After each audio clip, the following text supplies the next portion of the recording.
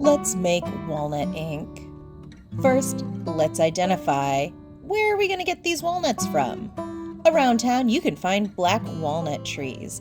My favorite way to find them is looking on the ground. You can usually find walnut husks that are round, green, sometimes black on the ground.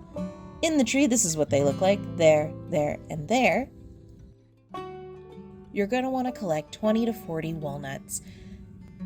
Go ahead and fill up a no longer food-safe container with water and bring to the stove for a boil. If you have an outdoor stove, a camping stove, it's great to do it outside. The smell can be very irritating to individuals. You're going to want to boil for 6 to 8 hours. Be sure to periodically stir. After 6 to 8 hours, you're going to want to remove the husk and the shell and separate them. We're keeping the husk, the outer portion of the walnut.